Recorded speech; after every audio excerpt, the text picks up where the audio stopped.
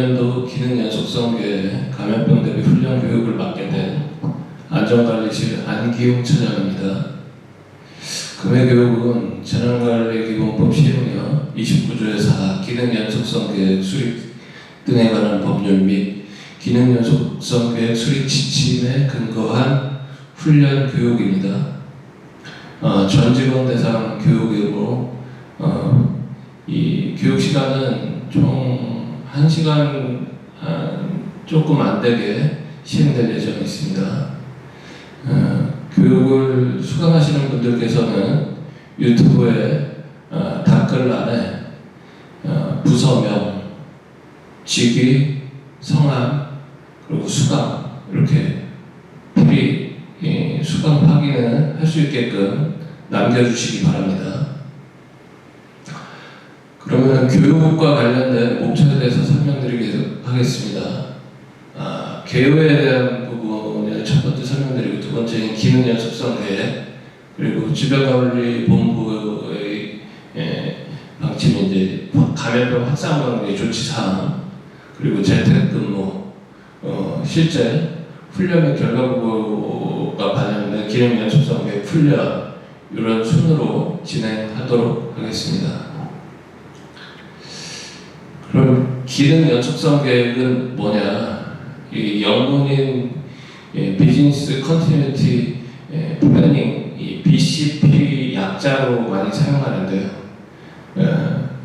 이 화면에 보시는 것처럼 화재나 지진이나 이런 감염병에 대한 재난에서 이 운영되는 체계를 핵심 업무가 손상되지 않고 지속적으로 유지 가능할 수 있게끔 대응 체계를 구축하는 것이 기능 연속성 계획이라고 보시면 됩니다.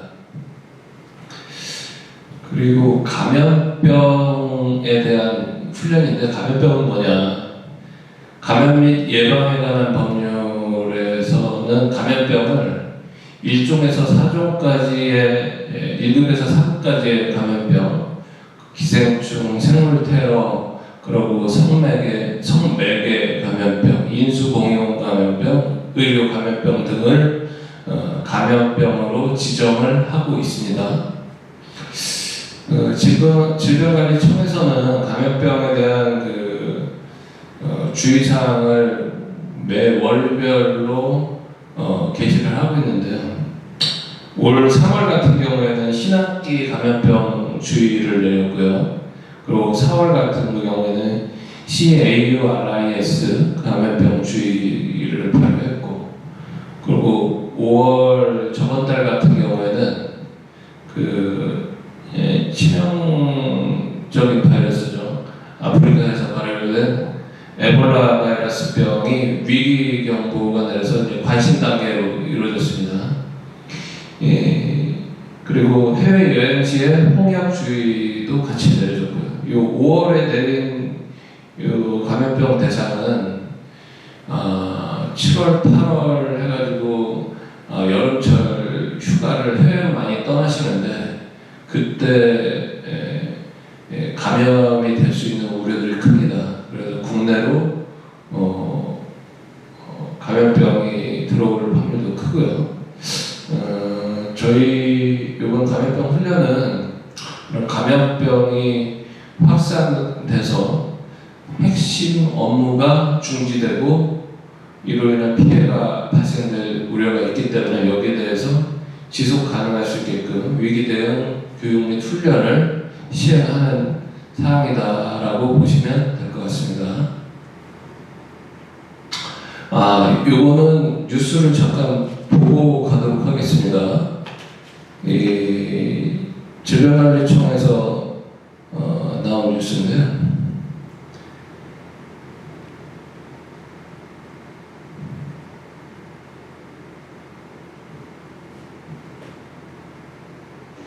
방역복과 마스크를 착용한 사람들이 에볼라로 사망한 희생자의 시신을 수습합니다. 시신을 통한 감염을 막기 위해 방역당국이 수습에 나선 겁니다. 세계보건기구는 콩고 민주공화국에서 발생한 에볼라 바이러스 확산이 당국의 통제를 벗어나고 있다고 경고했습니다. 현지 시각 25일 거브로여수스 HWO 사무총장은 아프리카 보건장관들과의 화상 브리핑에서 에볼라의 확산 속도가 우리의 통제 노력을 앞지르고 있다고 말했습니다. 콩고 민주공화국은 현재까지 에볼라 누적 확진 환자가 101명, 누적 의심 환자는 930명으로 늘었다고 집계했습니다. 에볼라 의심 사망자도 221명으로 늘었습니다. 현재까지 파악된 접촉자만 2,200명이 넘습니다. 민주공고 당국은 무장 반군의 폭력, 대규모 피난민 발생, 정부와 의료진에 대한 지역사회 불신 등으로 인해 방역에 어려움을 겪고 있습니다. 지난 주말에는 당국의 시신 수습 방침에 불만을 품은 주민들이 진료소에 불을 질러 격리됐던 환자 25명이 탈출했습니다. 우리 정부도 촉각을 곤두세우고 있습니다. 질병관리청은 오늘 에볼라 중점 검역 관리 지역을 확대하고 콩고 민주공화국, 우간다, 남수단, 에티오피아, 르완다를 방문하거나 체류한 입국자에 대한 검역을 강화했다고 밝혔습니다. 다만 체액이나 혈액 등 직간접 접촉을 통해 전파되는 에볼라 바이러스의 특성상 국내 유입이나 전파 위험은 아직 낮다고 판단하고 있습니다. KBS 뉴스 오규정입니다.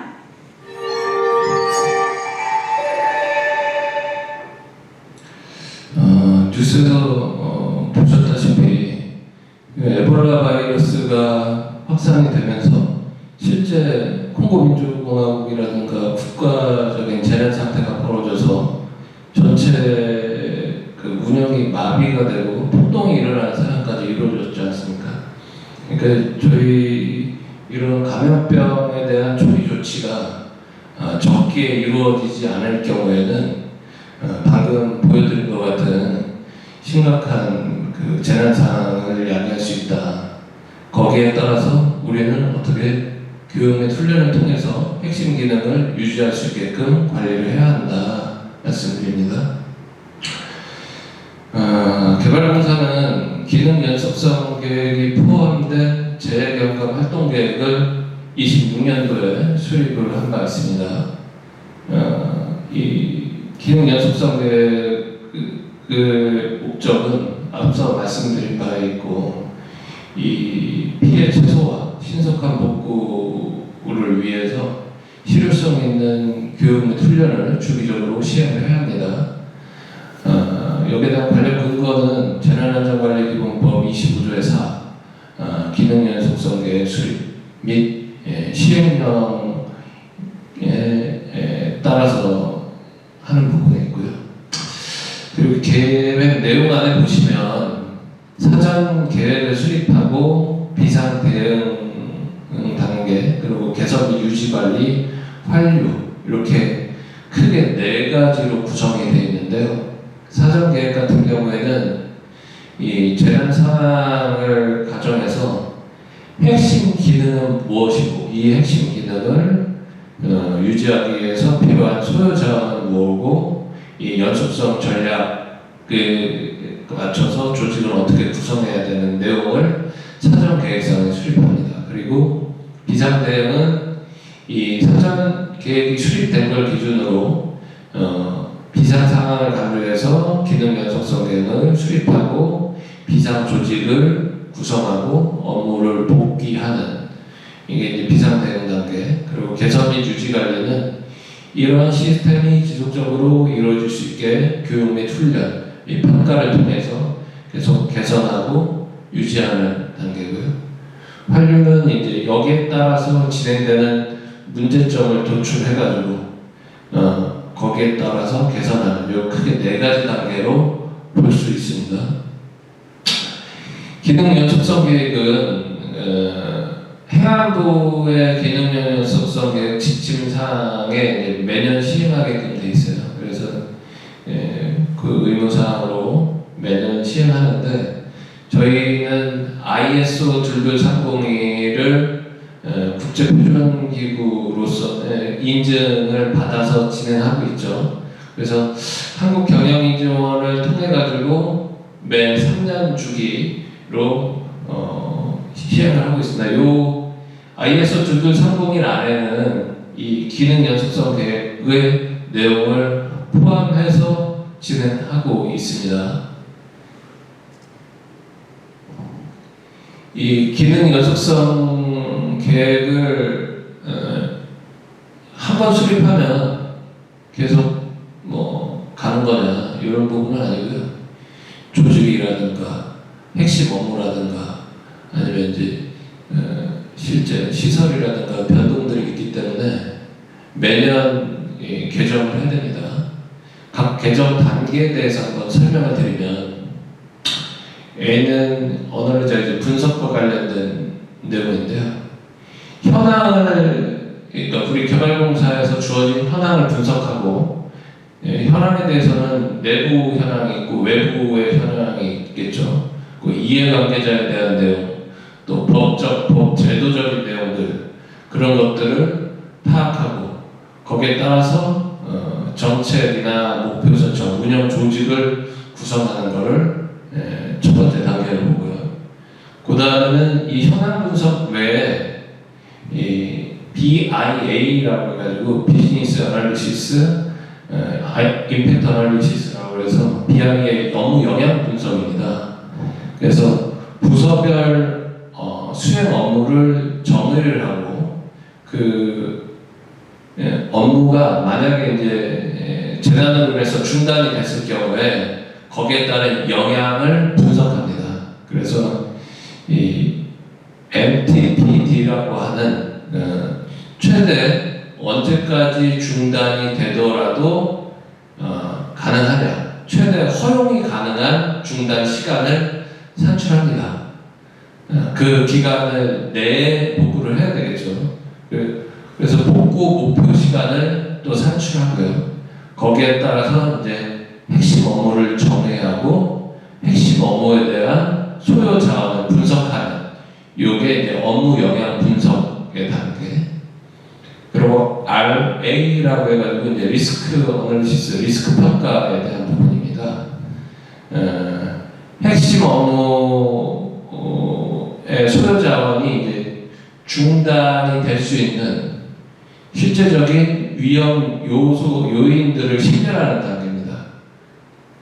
그래서 그 위험이 식별된 현황을 파악해서 중점 관리 대상을 선정하는 이 단계가 분석 및 전략 수립 단계.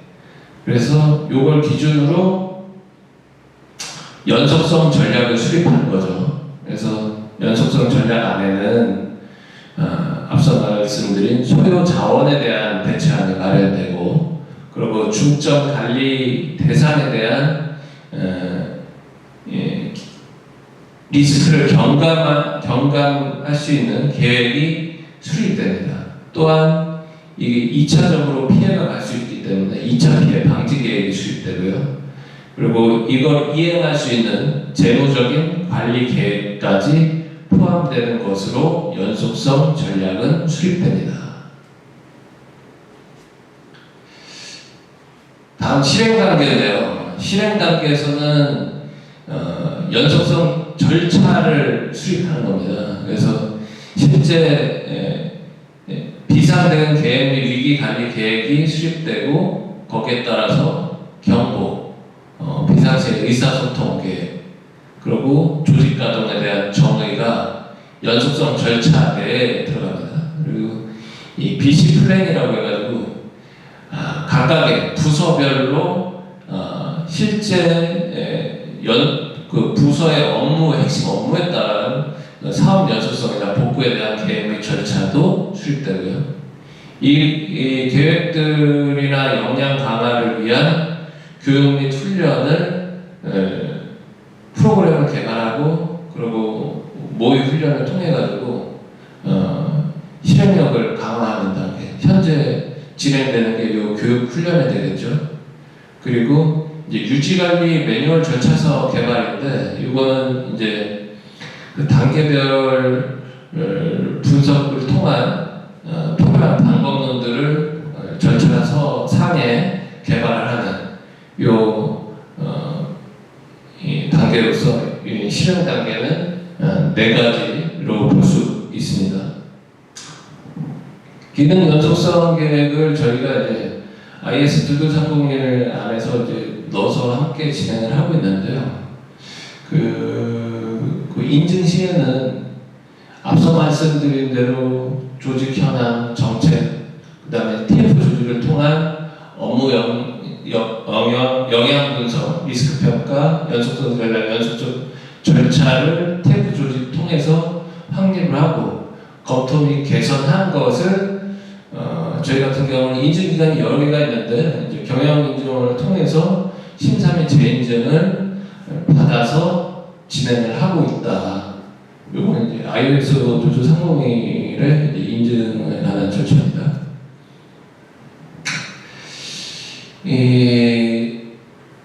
실제 비상상황 조직을 가동하기 위한 이 체계 구축에 대한 내용을 한번 보시면 사람이 먼저 있어야 되죠.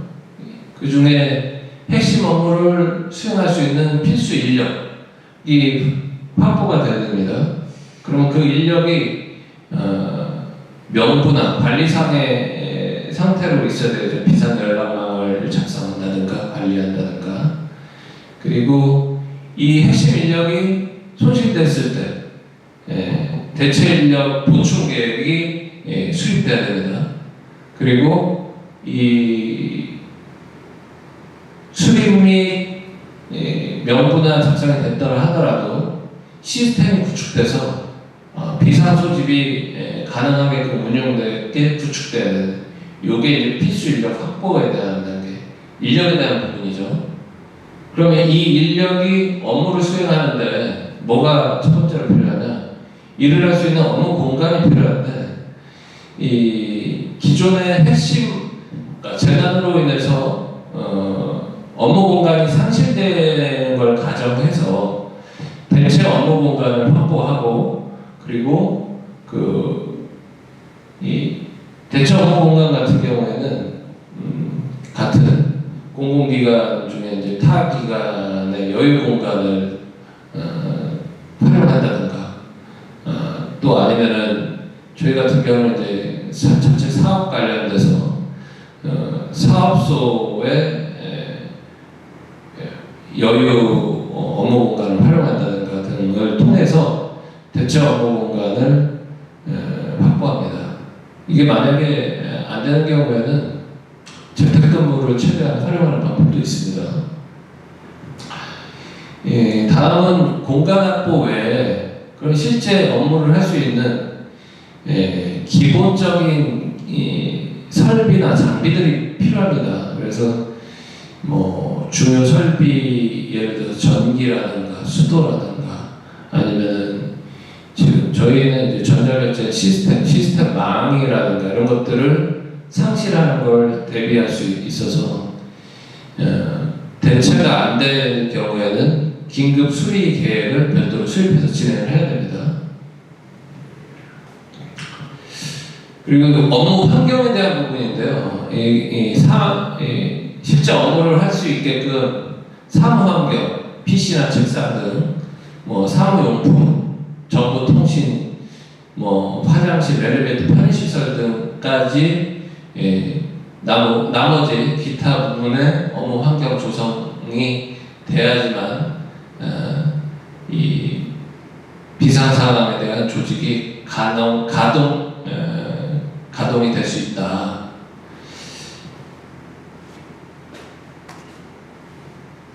그러면 이 비상시 아까 비상시 이렇게 가동할 수 있는 기본 조건에 대해서 설명을 드렸습니다. 그러면은 이 비상시의 핵심 기능에 대해서 설명을 드리자면 평상시의 업무로 하고 그리고 관리적인 업무 그리고 응급 업무 이렇게 핵심 기능을 세 가지로 나눠볼 수가 있어요. 그래서 평상시 업무 중에 핵심 업무로 볼 수 있는 거는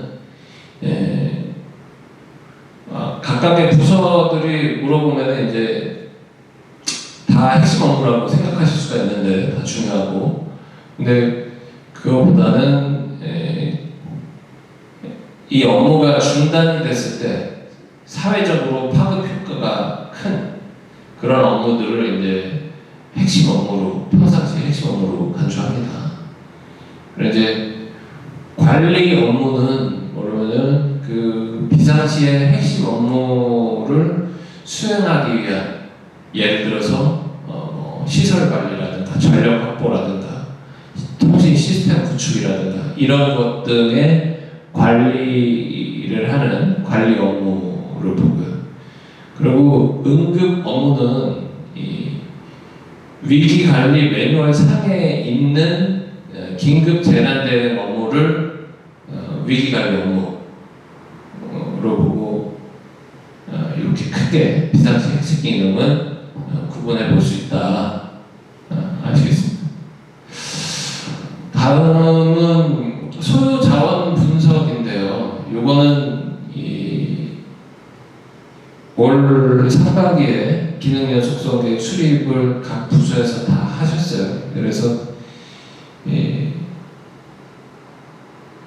여기 보시면 이제 부서명, 각각의 부서명에 대해서 본인 부서의 핵심 기능인 뭐 안전관리실 같은 경우는 이제 재난 관련된 사항이고, 제 업무 체계 같은 경우는 이제 보호 시간이 되겠죠. 그래서 실제 인력은 담당 인력, 핵심 인력, 업무 공간은 뭐 이제 소외의식이라든가 각자의 이제 이 기본적인 업무를 할 수 있는 필수 공간이 되겠고, 장비 및 설비는 이제 기본적인 이 PC를 통한 작업이기 때문에 전기라든가 인터넷이라든가 그렇게 될 거고, 업무 환경은 이제 프린터나 정수기라든가 뭐 화장실이라든가 그런 환경이 되겠죠.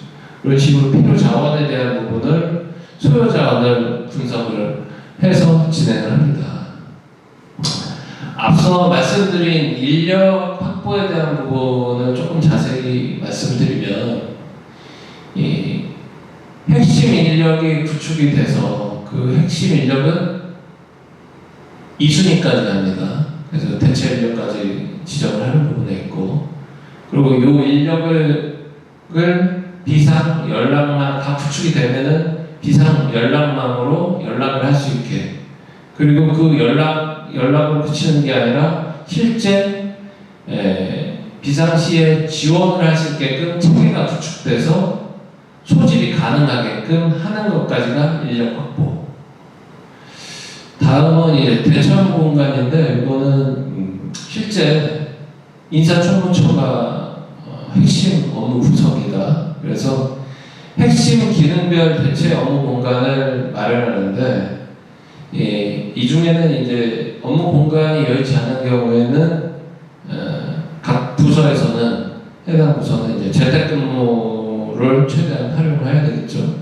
그래서 인사총무처의 전산 담당자는 재택근무가 시스템이 운영될 수 있게끔 지원 체계가 구축돼야 됩니다. 그리고 총무부서 같은 경우에는 이제 인사총무처에서 업무 공간을 주 메인이 되는 업무 공간이 상실됐을 경우 대비해서 이전 계획도 별도로 수립을 해야 되고요. 그래서 이렇게 대체 업무 공간 확보에 대해서 설명을 드렸습니다. 그리고 요거 그 다음은 이 핵심 업무가 상실됐을 때를 대비한 대체 장비, 설비를 확보하는 부분이고요. 그래서 설비를 확보하지 못하는 경우에는 긴급 수리를 할 수 있는 계획을 수립을 하셔야 됩니다. 그래서 대체가 안 되더라도 바로 핵심 업무에 대한 지원 시설이 가동할 수 있게. 그리고 다음은 이제 업무 환경 조성인데, 이것도 인사총무처가 메인이 되겠죠. 그래서 업무 환경에 대한 구축 계획을 마련해서, 예를 들어서 PC, 전기, 뭐 통신 등의 지원 사항들을 핵심 업무가 수행할 수 있게 이런 환경을 조성하는 부분이 됩니다. 이렇게 진행이 각각의 이제 그 구성이 되면은 실제 비상 조직을 구성했는데, 비상 조직은 총괄 지휘관 안전 책임자 사장님이 이제 발장을 하시고요. 그래서 안전 책임관 같은 경우에는 기능 연속성 계획의 업무를 총괄 담당하시고요. 그 나머지 4개 팀이 있는데, 모니터링팀, 인력팀, 그리고 업무공간팀, 업무환경팀, 앞서 말씀드린 기능들이 여기에 있습니다. 그래서 이것과 관련돼서는 모니터링 팀 같은 경우에 이제 기능 연속서 총괄 부서인 안전관리실이 담당을 해서 위기 진행 상황을 전체적으로 모니터링하는 그런 주요 업무를 담당하고요. 그리고 인사청문처 같은 경우에는 각각의 그 업무로 나뉘어진 인력들을 인력팀이라든가 업무공간팀, 업무환경팀이 구성될 수 있게끔 팀을 사전에 조직을 하셔야 됩니다. 그래서 인력팀 같은 경우에는 필수 인력을 소집하고 대체 인력을 준비하는 그런 업무를 담당하고, 업무공간팀 같은 경우에는 대체 업무공간이 사용이 가능한지 아닌지를 확인해서 또는 안 되는 경우에는 재택근무에 대한 시스템 정비해서 관리하는 게 이제 업무공간팀의 역할이죠. 그리고 업무환경팀 같은 경우에는 이 업무용품 등 PC나 복사기 등의 시스템 관련된 업무 환경을 제공하는 역할을 합니다. 그렇게 해서 비상 조직이 구성된다 보시면 됩니다. 이 비상 조직은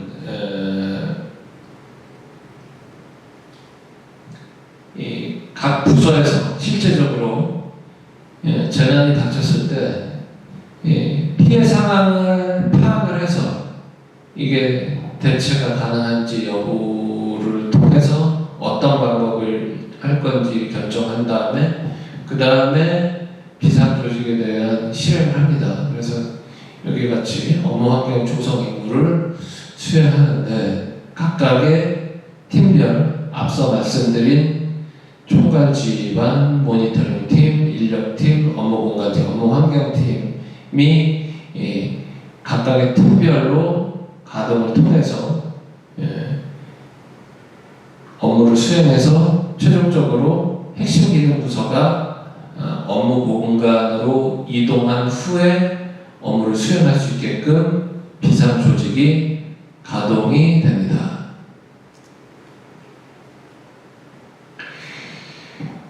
비상 조직으로 통해서 업무가 다 가동이 정상적으로 이루어지고 하는 동안 이제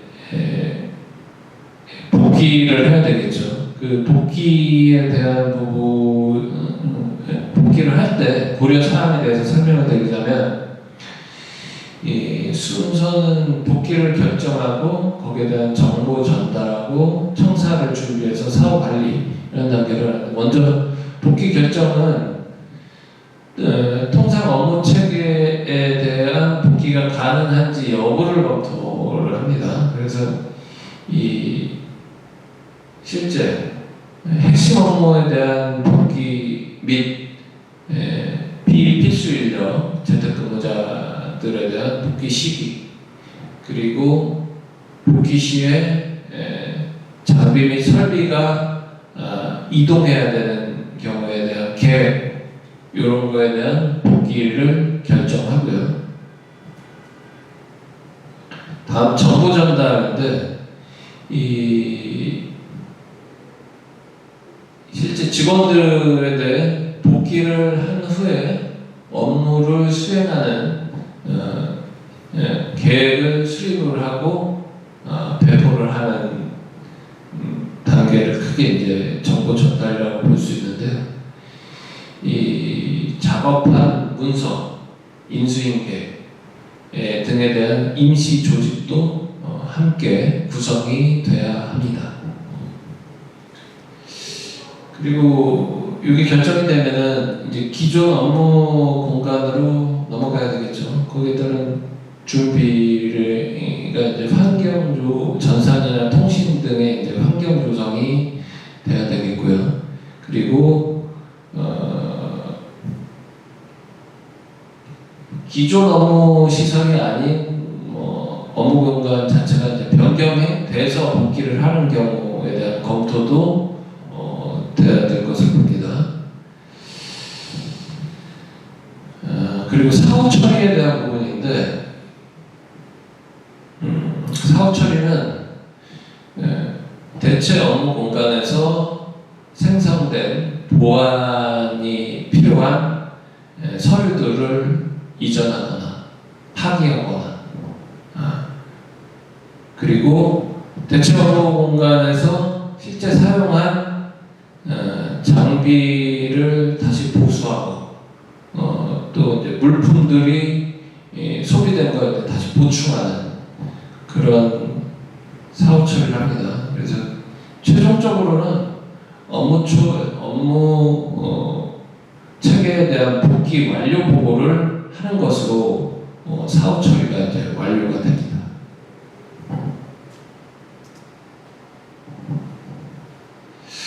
다음은 교육 및 훈련에 대한 사항입니다.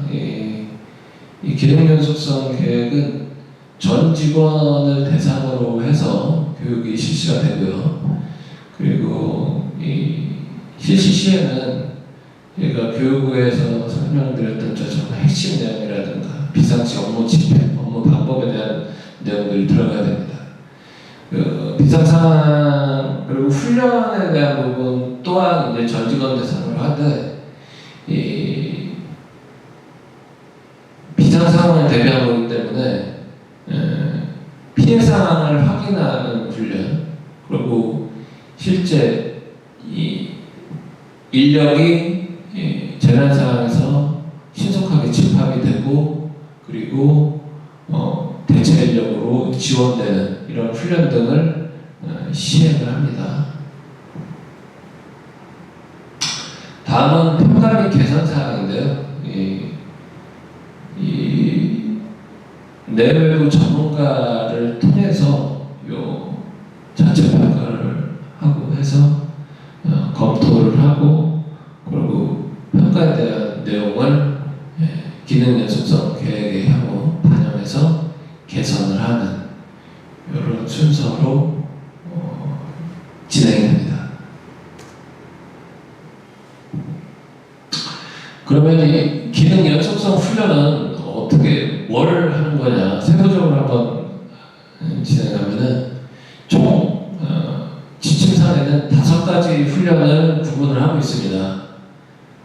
그 중에 감염병 훈련은 2가지, 직원의 안부 및 확인, 비상 소집을 하는 훈련과 대체 업무 공간의 이전을 하는 훈련, 이 2가지의 상황을 훈련 내용에 포함된 것으로 감염병 훈련을 진행하는 부분이 있습니다. 직원 안부 확인 및 비상 소집은 뭐냐? 감염병이 발생되면 실제 그 대상자에 대한 건강상에 대한 확인 및 인력이 비상 소집되는, 그러니까 대체 업무 공간까지 필수 인력이 도착하는 시간을 확인하는 부분이 이 훈련 사항 안에 들어갑니다. 대체 업무 공간 이전 훈련 같은 경우에는 이 앞서 말씀드린 비상 소집된 인력이 실제 대체 업무 공간으로 이전을 하는 걸 점검하고, 그리고 또한 업무에서 가능한지 편의시설에 대한 부분 확인. 근데 실제 업무 공간을 저희가 이동해서 하기가 어려운 부분이기 때문에 금해 훈련에는 재택근무 시스템을 활용한 재택근무 점검을 훈련 내용에 포함해서 진행합니다. 다음은 업무, 이렇게 해서 감염병 훈련을 진행한다고 볼 수 있고, 나머지는 이제 향후 저희가 이제 진행되는 상황에 따라서 이제 하는 부분인데, 업무 환경 확보 훈련은 뭐냐면 이 공용물품 등의 재배치 계획에 따른 확인, 그리고 관계기관의 연락체계 점검, 그런 것들, 업무 환경을 확보하는 훈련이고요. 공용공간 관리는 훈련은 뭐냐면 이 실제 이 공용공간을 관리하는 업체들 간의 그 의사소통, 비상상황의 의사소통 체계를 확인하는 그런 훈련이 되겠습니다. 그리고 비상조직 구축 훈련은 뭐냐면 재난 상황의 핵심 기능을 수행을 위한 구성원의 비상조직의 구성원의 역할 등을 확인하는 훈련이 되겠습니다. 그 훈련 중에 5개 중에 지금 위에 2개를 감염병 훈련 안에는 포함해서 진행한다.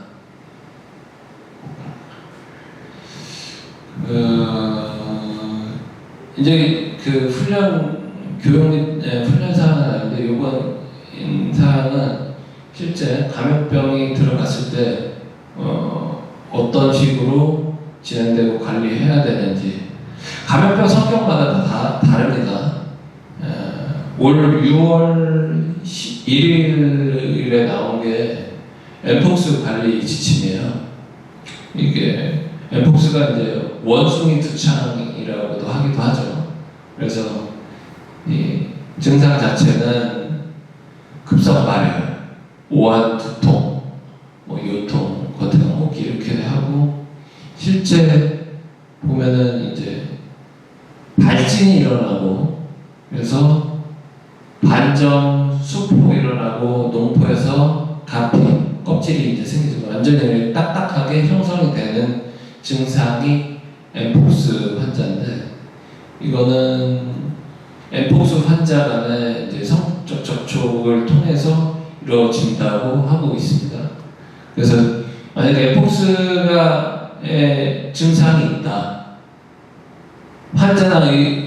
환자에서 자각 증상이 확인되거나 또는 의사로부터 증상을 통보받으면 질병관리청으로 24시간 내에 신고를 해야 합니다. 이거 외에도 감염병과 관련돼서 질병관리청에서는 이제 확산에 대한 대응을 지침을 통해서 하고 있고요. 코로나19가 몇 년 전까지 확산됐었는데 현재는 코로나19가 많이 이제 변종들도 나오고 기존에 코로나19에 걸리셨던 분들도 이제 면역 체계가 강화가 되면서 이전만큼의 그런 피해는 주고 있지 않는 상황입니다. 그렇지만 이 코로나와 같은 앞서 말씀드린 이런 감염병의 증상들이 비슷비슷합니다. 그래서 여기에 대한 거를 코로나 임상에 대한 대응을 기준으로 해가지고 설명드리는 부분이고요. 코로나 같은 경우, 이런 감염병 같은 경우에는 기본적으로 열이 많이 나거나 발열, 기침, 호흡, 오한, 근육통, 통증에 대해서 두통, 인후통이 발생하죠. 이 코로나에는 이제 특이하게 후각 및 미각 소실이 들어있죠. 그래서 보통은 잠복기는 감염병마다 다른데 최소 일주일 이상, 2주 이렇게 적용이 되고요. 감염병 같은 경우에는 비말, 재채기나 기침을 통해서 감염하거나 아니면 이제 실제 환자 간의 접촉, 성내 매체 등에 의한 전파 등이 있을 수 있고요. 이게 이제 사망자로 이루어지는 부분은 보통은 고령자 65세이거나 기저질환자들이 해당이 됩니다. 질병관리청에서 호흡기 감염병에 대한 관리 지침이 있는데 이 안에 들어가는 감염병들이 여러 개가 있습니다. 그 중에서 대표적으로 앞서 말씀드린 코로나 바이러스, 호흡기 세포, 아데노바이러스는 좀 들어보셨을 거예요. 리노바이러스, 그리고 마이크로 플라즈마 바이러스. 이 각각의 질병들은 이제 전염 기간들이 앞서 말씀드린 것처럼 코로나 같은 경우에는 이제 실제 환자가 걸려서 전염이 되는 기간은 증상이 질병이 있는 기간 내에는 무조건 전염이 되는데 환자 관리는 표준주의나 접촉주의에 따라서 관리를 해야 하고 호흡기 세포 융합 바이러스는 증상이 발생하고 1주 안에는 전염이 됩니다. 이게 호흡기가 그래서 표준 환자 관리를 어떻게 해야 되냐? 표준주의를 하거나 면역자와 접촉자들을 주의하거나 이렇게 관리하고 아데노바이러스는 증상이 질병 기간 내에는 감염이 계속됩니다. 전염이 되고 그래서 표준주의, 비말, 즉 기침이라든가 접촉을 주의하는 식으로 환자가 관리되고 리노바이러스는 증상이 3주 증상이 발현되고 3주 동안 전염이 된다 보시고 표준주의 이 환자 관리는 표준주의 또는 이제 접촉주의, 기침 비말주의에 따라서 관리를 하게 됩니다. 그리고 마이크로 플라즈마 바이러스는 증상이 20일 이내 발효되고 20일 동안은 이제 전염이 될 수 있고요. 그리고 환자에 대한 관리는 표준주의 및 비말주의에 따라서 환자를 관리합니다. 그러면은 이 환자 관리에 대한 부분을 얘기하는데 환자는 종류는 이제 기본적으로 환자는 격리해야 되고 집단 생활에 대해서 제한을 해가지고 확진자 같은 경우에는 출근을 정지하는 등의 조치를 합니다. 그리고 상담이나 고위험군들, 고령자라든가 기저질환자들을 상대하는 고위험군을 상대하는 담당자들 같은 경우에는 업무에 제한을 둬서 관리를 합니다. 앞서 말씀드린 그 환자 관리에서 표준주의, 비말주의, 접촉주의가 있는데 표준주의 같은 경우에는 이제 일반 기본 지침 외에 개인보호구 사용하는 거. 비말주의는 이제 격리, 이 환자를 격리하는 걸 기본으로 환자를 접촉할 때는 마스크를 사용하는 것까지를 비말주의. 접촉주의는 환자는 기본적으로 격해야 접촉할 때 가운 및 장갑 등을 사용하는. 이게 이제 치료주의 지침이고요. 이 감염병에 대해서 기본적으로 조치한 예방 조치를 한번 설명드리면 우리가 할 수 있는 거는 그 시스템상으로 하는 거는 전염이 안 될 수 있게끔 밀집도를 최소화하고 그리고 보면은 재택근무 같은 경우에서 원격 근무를 통해서 서로 간에 접촉을 예방하고 시간을 다르게 하는 탄력 근무를 적용하는 등의 밀집도 최소화 조치를 운영상으로 할 수 있죠. 그리고 또한 해당 시설을 소독을 해서 실제 감염병의 원인균을 제거하는 그런 소독 관리를 통해서도 할 수 있고요. 그리고 이제 예방 조치는 여기 그림에서 보시는 것처럼 실제 접촉하는 손이나 이런 부분을 비누를 통해 세정제를 통해서 깨끗하게 씻고 기침이 발생할 때는 기본적으로 마스크를 쓰되 만약 마스크를 착용하지 않을 경우에는 옷이나 소매를 통해서 가린 채로 행동을 하고 그리고 만약에 이제 호흡기 증상이 있으신 분은 필히 마스크를 착용하시고요. 그리고 감염병이 의심될 때는 바로 진료소를 방문하고 이게 앞서 말씀드린 그런 에볼라라든가 원숭이두청 바이러스라든가 그런 질병관리본부에서 관리 대상 질병을 걸렸는데 이걸 숨기거나 이러면은 기관 내에도 우리 공사 기관 내에도 대량으로 환자가 그 사람으로 해서 퍼지거나 이미지가 실추될 수도 있어요. 그래서 필히 해외여행을 갔다 온 확진자의 경우는 이제 방문 이행역을 질병관리청에다가 보고를 할 수 있게 진행이 되어야 됩니다. 감염 예방 조치는 감염병 관리자를 지정을 하고요. 그리고 대체근무지 또는 이제 재택근무를 활용을 하고 가능한 비대면 회의, 줌 통해서 하면 되고 그리고 관련 백신이 확산을 막기 위해서 백신을 최대한 공고를 합니다. 그리고 외부 출입자들을 통한 전염병에 대한 확산을 방지하기 위해서 출입 통제를 하고 근무 장소의 청결을 유지하는 등의 감염병 예방 조치를 시행합니다. 다음은 사업장 관리 세부 요령인데요.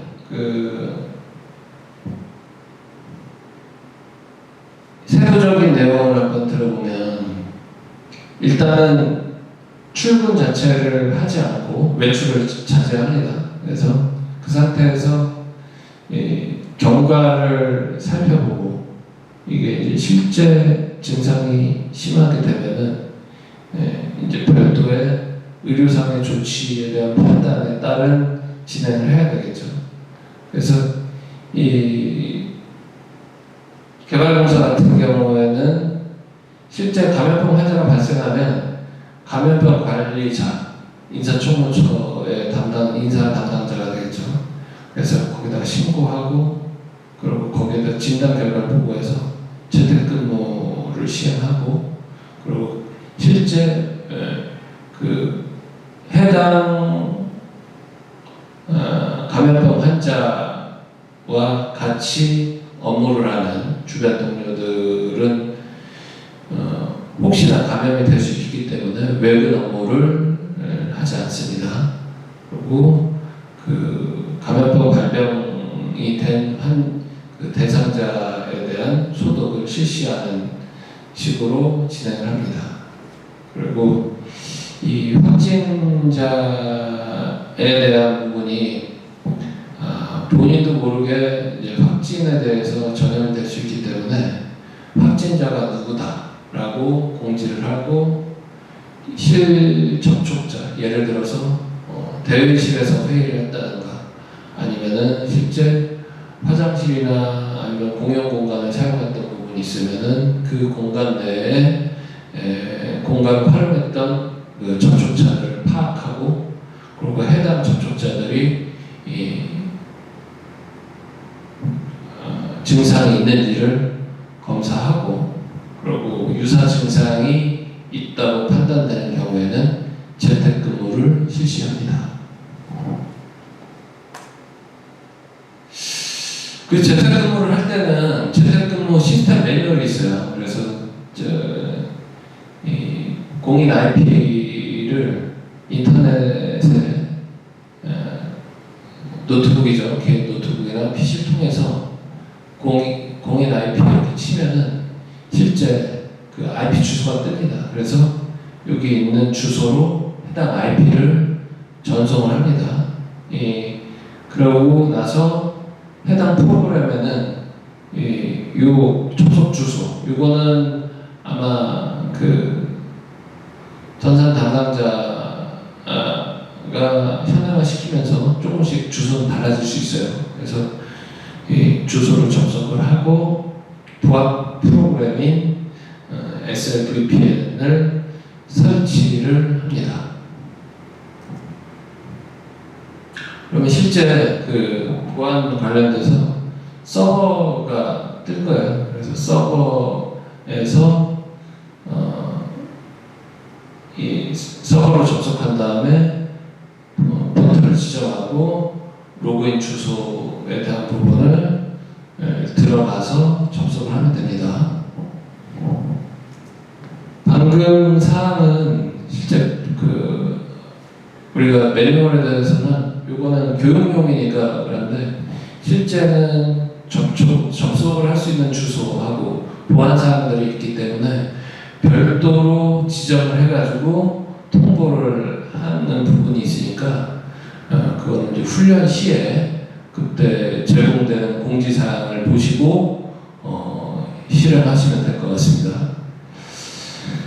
그리고 이거는 그 이후에 이제 프로그램들이 전자결제 시스템 주소를 통해서 이렇게 전자결제 시스템을 가동시키고 결제 시스템에 필요한 설치 파일들을 설치를 합니다.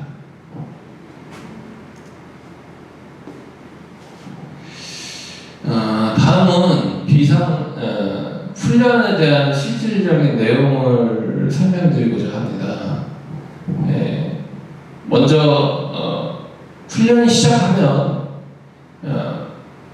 전 각각의 부서는 환자로 지정돼서 훈련할 대상자가 선정이 돼가지고요. 그 대상자는 훈련과 동시에 감염병이 걸렸다고 간주하고 예방 조치를 합니다. 그러면 뭘 하냐?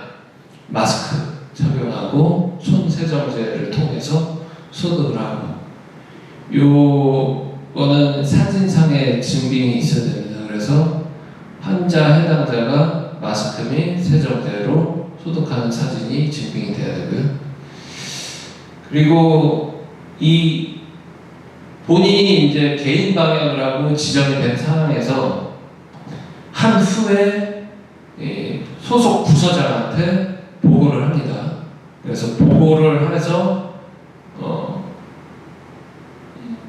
이 업무를 격리를 시키기 위한 재택근무를 신청하는 보고를 하는 거를 이제 사진상으로 하나가 있어야 됩니다. 그래서 보고를 통한 다음에 이거 외에도 해당 환자 훈련자는 그 인사총무처에 감염병 발생 보고를 합니다. 그럼 인사총무처 같은 경우에는 각각의 부서의 감염병 환자에 대한 보고가 취합이 되겠죠. 그리고 그 취합된 보고를 안전관리실에다가 취합 보고를 합니다. 그래서 이 안전관리실을 보고한 이후에 인사총무처는 공용구간에 대한 방역을 실시하고, 그 방역할 때는 별도 방역에 대한 증빙 사진이 필요하겠죠. 그렇게 된 이후에 그 환자 역할 훈련자는 재택근무를 실시하는데, 재택근무에 대한 확인은 뭘로 하냐면 도착 시간을 합니다. 그래서 신속하게 재택근무 업무를 복귀해서 하는 걸로, 그러려면 어떻게 하냐면 재택근무를 하기 위해서 이동하는 사진이 하나가 있어야 되고요. 그리고 두 번째는 재택근무에 대한 개인 PC 또는 노트북을 통해서 도착 시간을 저희 안전관리실 담당자 메일로 업무 시작합니다. 몇 월 며칠 몇 시 업무 개시합니다라는 메일을 보내시면은 그 메일 기준으로 도착에 대한 여부를 확인합니다. 그래서 요때 그 도착 시간에 대해서 할 때 재택 근무 프로그램을 사전에 좀 깔아놓으시는 게 이제 시간을 좀 절약할 수 있어요. 왜냐면 업무 메일을 기준으로 하기 때문에, 그리고 실제 업무가 게시된 걸 기준으로 하니까 가능한 한 개인 PC나 뭐 아니면은 업무용 재택근무 PC에는 프로그램을 까시는 게